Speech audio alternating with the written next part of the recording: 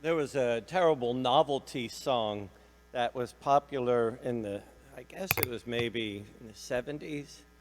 You remember it?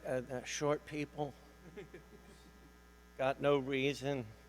It was it was terrible.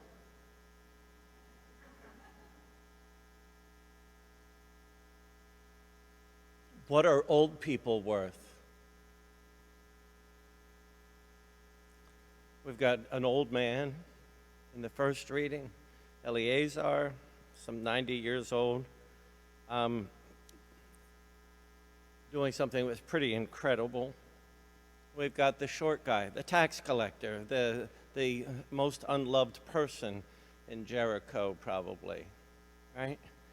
Both of them are given to us in the inspired Word of God as examples of faith. You see, no matter what we've been given, our looks, our smarts, our talents, our appearance, all is a gift from God. And all can be used for God's greater glory.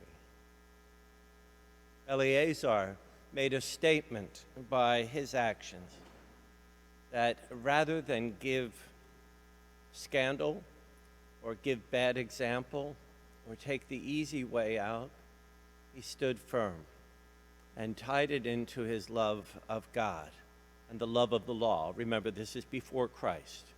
So his understanding as a good Jew would be to follow all the laws, all the restrictions in the Torah and, in the content of the Mosaic covenant. And so he did. And he understood who he was. He didn't discount himself because he was an old man. He thought about the young.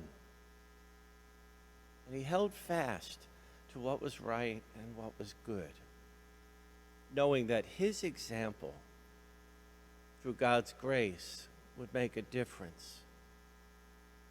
That's why, we talk about the church that has been built on the blood of the martyrs, those who stayed true to the faith, to the point of death, knowing full well that their life here would end, but having that complete trust in the afterlife, the life that was promised to those who believe.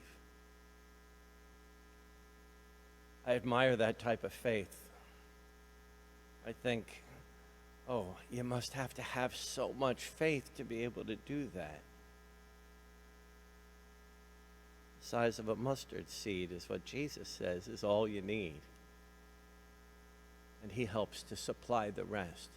Because if we believe, we have that presence of Christ. We have that abiding presence of the one who cares for us and loves us.